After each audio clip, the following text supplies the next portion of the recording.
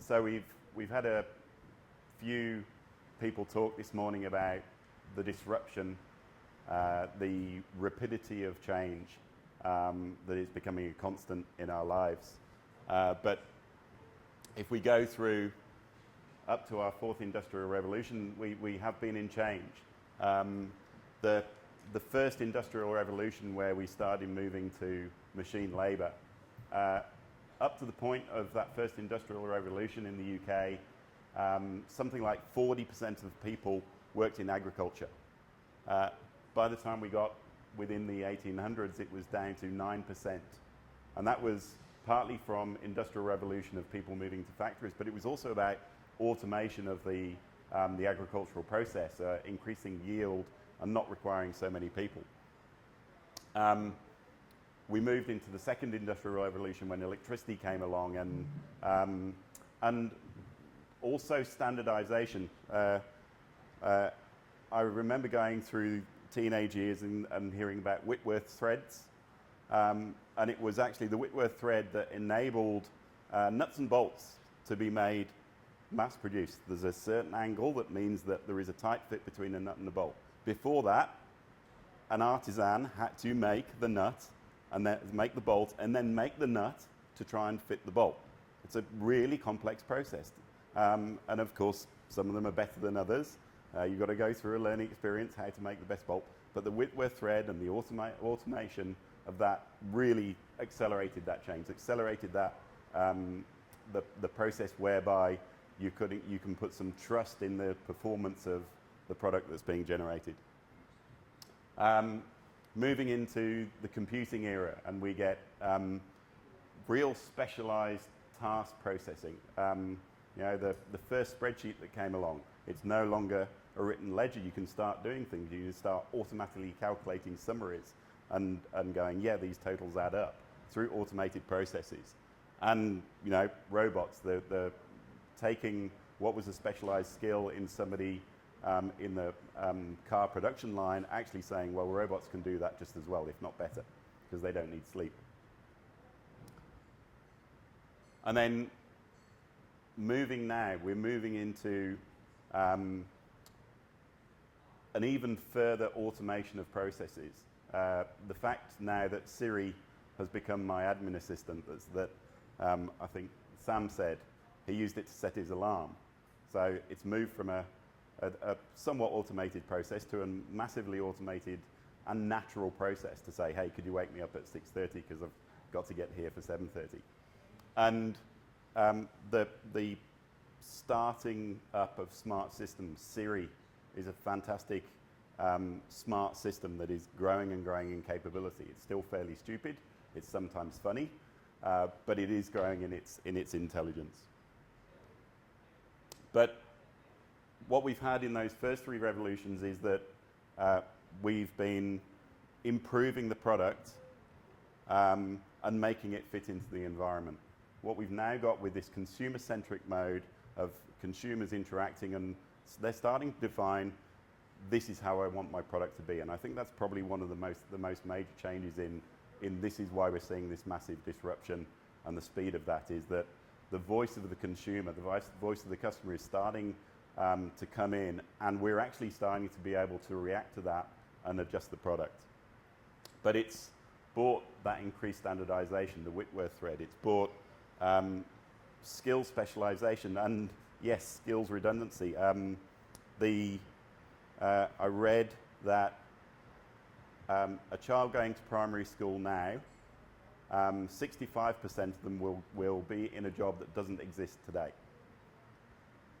So all of those jobs that we've got that we take for granted won't be there, and a vast number of them in the admin and the VI, the personal trainer. I thought that was like almost, well, it's a personal service, but you're automating a personal service and making it really personal, and increased automation. And what I'm going to do is to take those three, the standardization, the skills skill specialization, and the automation pieces, and drill down those in a bit further.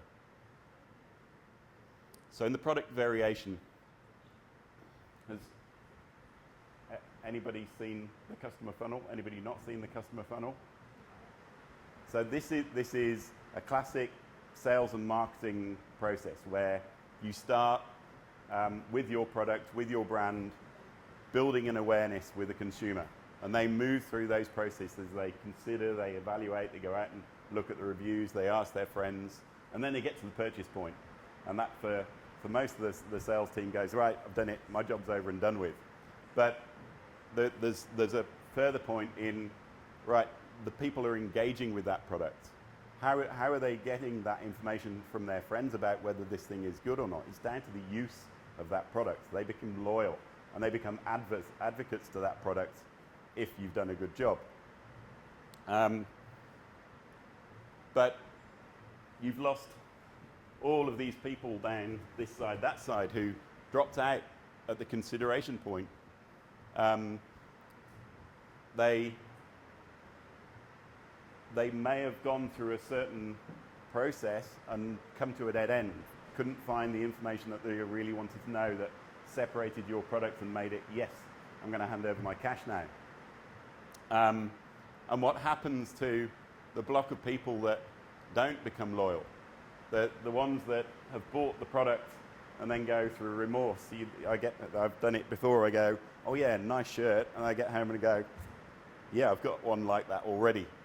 That's why I picked it, because I went, oh yeah, that was a nice shirt. But other things in you take the product on, the use or lack of use of that, it gets put in a drawer, or as I do, I hand it over to the nieces and the nephews. It's, well, you might find a use for that. I sort of feel as though I've handed it on and it's going to get some use, but it might not.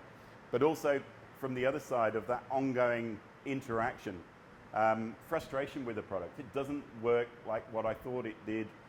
I thought it was going to do this and it didn't. Most of it's good, but it's not. But then to the next piece of being able to interact with your brand and your product and find the answers, calling up the call center and getting those answers. If they don't get a positive outcome of that, or at least an explanation of, yeah, well, unfortunately it doesn't do that, they're going to, that feedback that they're going to give to your next set of prospective customers is not going to be great. So we need to look at that whole journey. We go through from the awareness through to the advocacy, but also look at the outer edges of the people who are dropping off, the people who are maybe dissatisfied. And we do that through all of the things that are now available to us. So all of that web traffic that's already coming in, the web logs, the pixels that you've placed. If you've gone with some APIs, just through the fact of those APIs coming through, you're starting to get that behavioral data coming through that if you can capture and process, you can start getting some understanding about the various groups of people that are using your product and whether they're distinctive, separate sets of people. But bring it in, put it into a timeline, understand the journey of the individual or the family, and start building out those patterns. And you can then work out cross-sell opportunities, upsell opportunities, and through down to the life cycle of that product. But pick out those small groups. Don't go big bang. Find a small group, test a section of that group, see what the reaction is, and then use that reaction to work out whether you do now go big bang, or you go, that didn't work at all, or you might find a smaller group that it's still worthwhile for you to continue to work on the people who are in that group. And take in all of that extra data that's now available to us, the weather data, what impact that has on how your product is being taken up. I'm sure there would be fewer badges left on there if we'd have had nice weather today.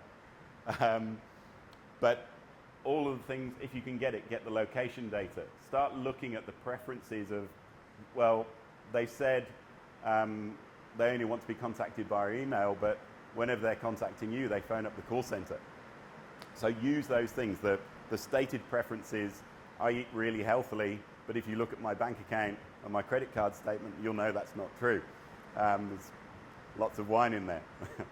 But take all of those factors in and see how that person is changing over time. And add as much context, add as much metadata as you can to that. Back to the behavior thing. If you can get real information from an individual, then jump on it. But there's always a bias in the questions that you ask, the way that you ask them. And again, for me, if you ask, do I eat healthily, of course I'll say yes. But what I actually do is quite different.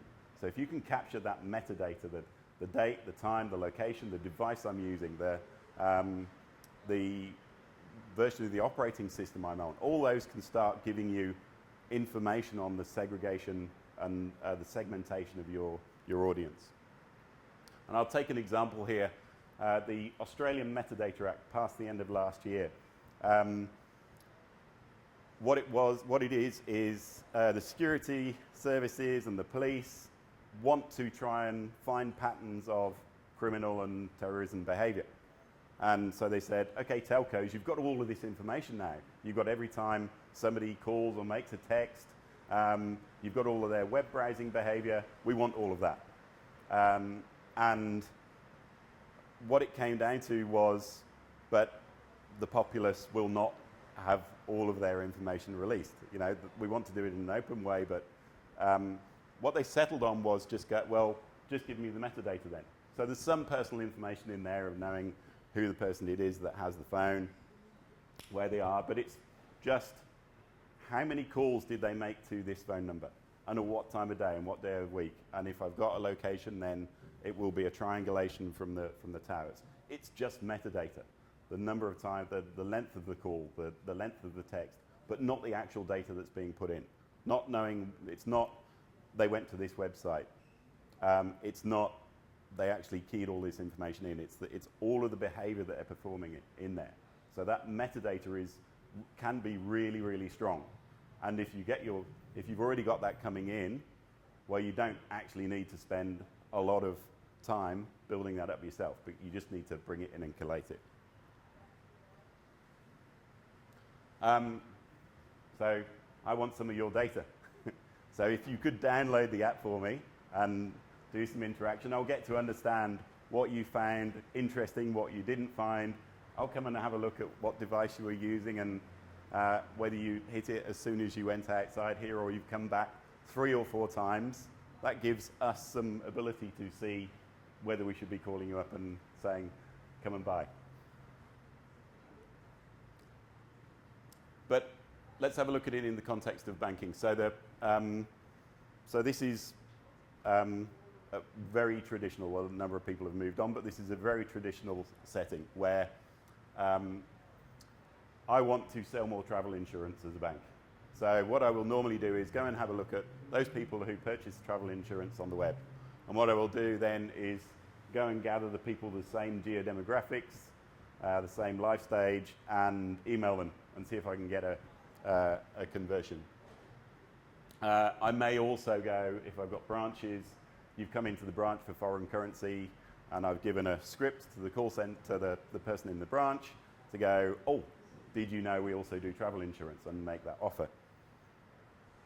But the whole journey of the individuals can have started weeks, months earlier of setting up a standard monthly savings transfer with the label holidays. And then logging in a week before to see what that saving balance was, then coming in and grabbing out foreign currency. All of these things can be done through a timeline, and they can start right at the point where they visited the branch or they spent with Expedia or Trivago on their credit card. Each of these are indicators of a potential to take on this product. And it can even occur after. So the first signal you might get is when they start spending on their credit card internationally. But that's giving you a signal that they're doing something. You don't know whether it's for business or pleasure, but you do know they've gone. So capture all of that information, track it, get that metadata sorted just as a base. Start tagging up, just as you do at your web pages, start tagging up what those interactions mean. and start testing it out. So those people who have spent on Expedia and they spent $1,000, send them an email saying, hey, we've seen something that seems a bit over limit on your credit card. Call us if that's a problem, but at the bottom of the email going, did you know we do travel insurance? Yep. See what the reaction is to that. And if the reaction is a good one and you get the conversion, you know that you're in that nice little pool and take that further. And let's take it even further. So once you've started to get these bits of information, you can add even more context to it. So visiting the branch for the foreign currency, well, they came in on a Saturday morning. What does that tell me? Well, I'm going to infer that that means they're working Monday to Friday, so the only time they can come in and do it is on Saturday. If they're going in and looking at travel insurance on their iPad on a Friday evening, that's again gives me context. But we're adding all of those pieces in, and we can start adjusting the product and how we're interacting with that, but we can also generate new products. If I see that they're purchasing travel insurance for travel in school holidays, well, nobody in their right minds travels in school holidays if they're a dink. So you can start getting the inference that they have children, and use that. Don't go absolute. Go, let me test something on that basis. See if I can strengthen that inference and interact in a better way.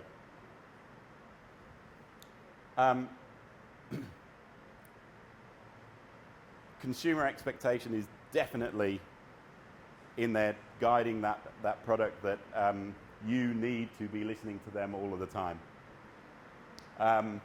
And this is from Henry Ford, 1922. He said, yes, listen to the customers, but don't go and change your product for the 1 or 2 or 5%. Build it up based on a strong knowledge of what needs to change. Now, we've got some very vocal tweeters and people out there. You need to react to them in the way that is appropriate, but don't completely change your product based on the tip of the iceberg. But we can take that further and start looking at text analytics, and live chat logs is one of those areas where this information can start to be used. You can look at the tone, you can listen to the volume and the tone of voice, you can look at the words that are being used within that, and you can start guiding the live chat person on your side in, right, I think you should use some calming words here because it seems to be getting a bit OTT.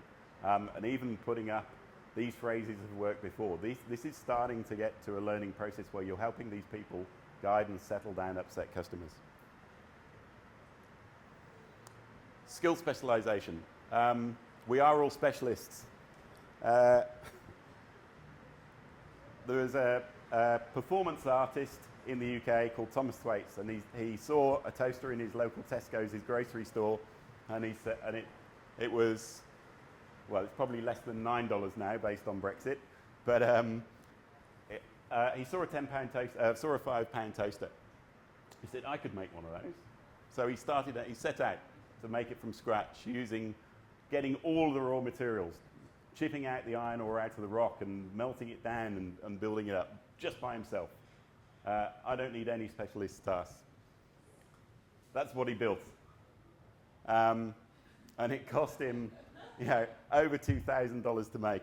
And so he managed to get it plugged in and the beautiful button to get the toast in. And it worked for 5 minutes before the heating element broke. So it is possible, but it's very, very difficult. So that thing of us finding specialized skills is part of our growth as civilization, and it's going to continue.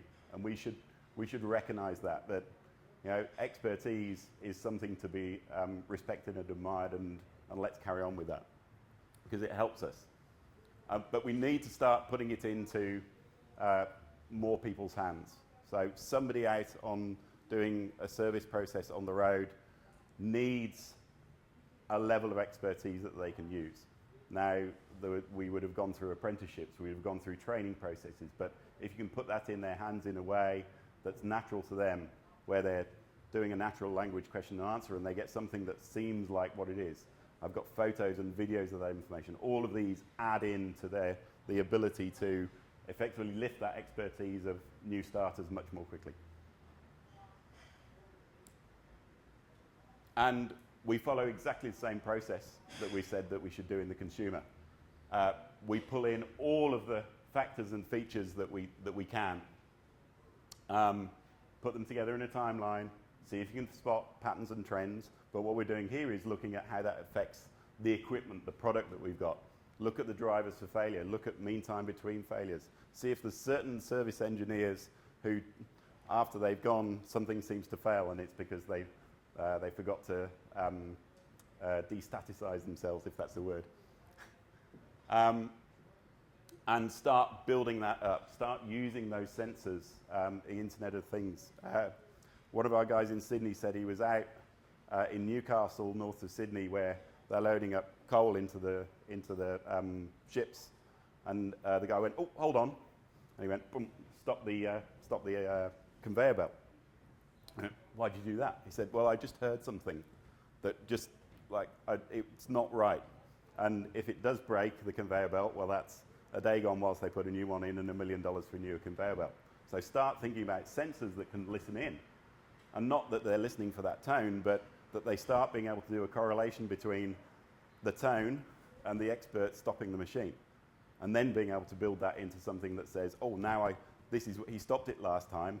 Maybe I should alert him and go, it's happened," or just stop it.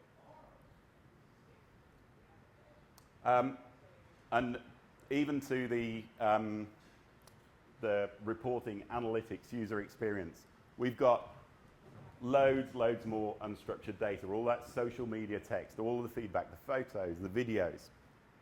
But the people that we got to actually attack it, we've got lots of reporting, analytics, analysis people. We may have some analytical modelers, but we've got very few data scientists, and they're still very, very expensive. So let's look at that process that we did before and say, what if we could do that? So we take that unstructured data, apply the metadata, and conform it a bit more. Pull out the text, pull out the subjects and the objects. We can start putting that into the hands of the modelers, into the hands of the analysts, and allow them to do their jobs better.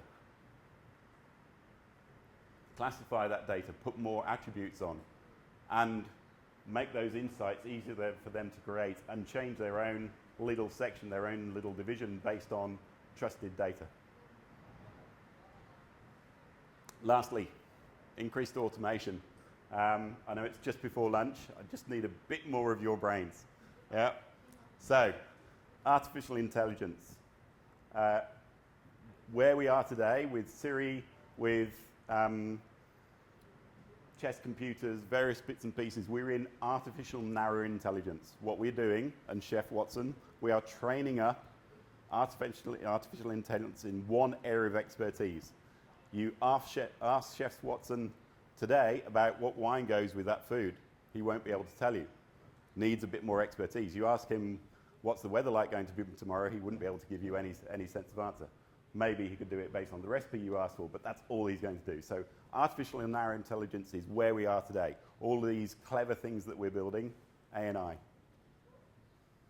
We next move to general intelligence. It's not there, but the suspicion was it was going to be 2100, then it got to 2040, and now suggestions are around 2025 we are going to have general intelligence, something you're interacting with that truly has a human level intelligence. And then at some point we get Skynet taking over the world and looking at us as minions, but that's a bit away.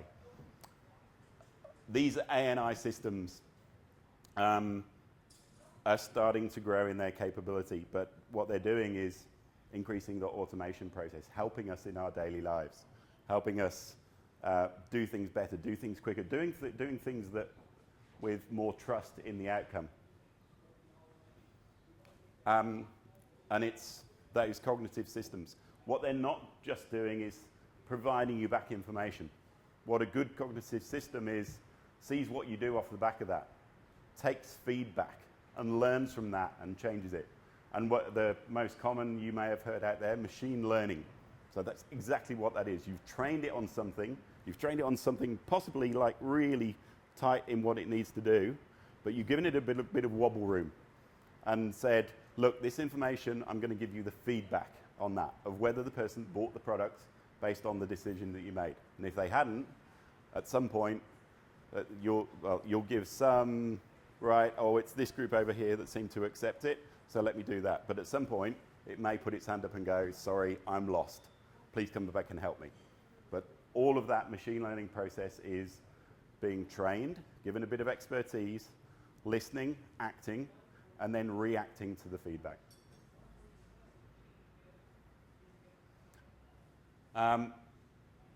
Lots of other, and I'm running out of time, sorry, but the gamification and specialization and expertise piece. This is one of my favorite ones.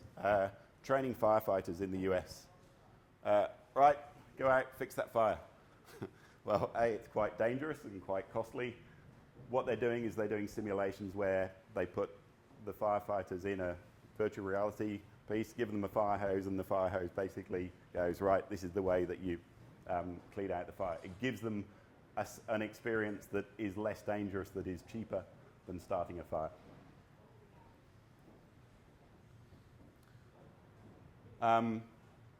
So where we are, we're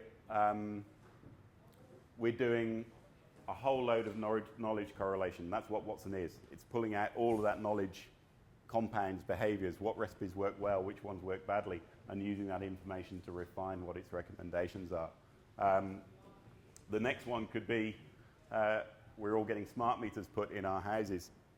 Well, if that smart meter understood the weather that was coming through and knew that you were in an area where, you know, every time there's a thunderstorm your power's likely to go out, well, it can therefore make the decision to start putting saving power into your battery storage, so that if that outage occurs, you don't lose your power. And if the outage doesn't occur and the weather goes past and you're fine, it can then release the power from that battery. That's starting to become possible. There's been a few blockchains there, but there's other pieces where blockchain is basically just an assurance of the order of data. So you can start from a manufacturing process and go, here are all the raw materials, and I can follow all of those raw materials through to the final product, through to a batch, and understand this batch failed because I can see all of the things with an assurance to work out where that process failed, what I should do, what do I need to change. Do I need to just recall these 10, or do I need to recall 200,000 of the batch? And Uber. It's law at the moment that you have to mention either Uber or Airbnb in a presentation, so here's mine. It's disrupting itself. It's starting to build autonomous vehicles. And it's removing the thing that gave it all of its money, the humans who are doing the driving. But it's realized that actually that can change, and actually I can probably make more money out of it and use it for other purposes. So this is the sort of progression that we're getting. Shane said it, Sam said it, the change is going to be constant. The disruption is going to be constant. The new startups are going to be in there and they're going to be in your face, but what don't they have? They don't have that customer base. They don't have that knowledge that you've captured. They don't have a brand and a level of trust. If you can find that group of consumers who will be the first starters and help you through that journey, or that you've got a strong enough pace where you can try out things and say, hey, did you like this? Or just take the behavior off the back of that. That's what you've got that they haven't. And I think that you need to go, it's going to take you ages to do that. And what we see are the successes, the Uber successes, the Airbnb successes. What we don't see are the 10 times of the failures. Yeah? That our ability to adjust and change and slightly coerce maybe is much stronger with our customer base if we listen to them, understand them, and react to them.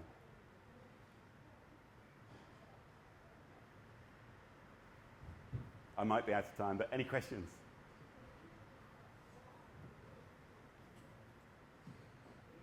You're all hungry. Easy.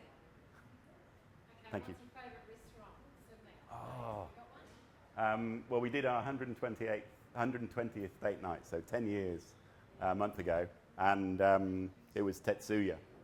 And Tetsuya, so French-Japanese, and he's sort of gone down a bit, but just the experience of the food, and Simon said it at Wellington, I think, is that the service part is half of the experience. Yeah, the product was brilliant, but the service and the interaction, and the guy said, well, here, this is from Adelaide Hills, and my wife said, oh, well, I grew up in the Adelaide Hills, and he said, oh, it's just around here, around the corner. It just brings that much more to that experience. Yep, yep. Indeed. Hey, that was good, wasn't it? Yep. He's learning to be a goat. So he said, right, I want to, after making a toaster, I want to remove myself and start feeling what it is a bit more back to animalistic ways. So he's constructed himself metal limb extensions so he can climb up hills, but he's also gone, well, I want to eat grass, but my system won't do grass. So he's built himself a system that will take the grass that he nibbles, that he then drops down, processes it, and makes it edible for him. Yeah. Indeed, yeah. He can go in the innovation lab. Indeed, yeah. So keep him in there. Thank you so much. Thank you. James.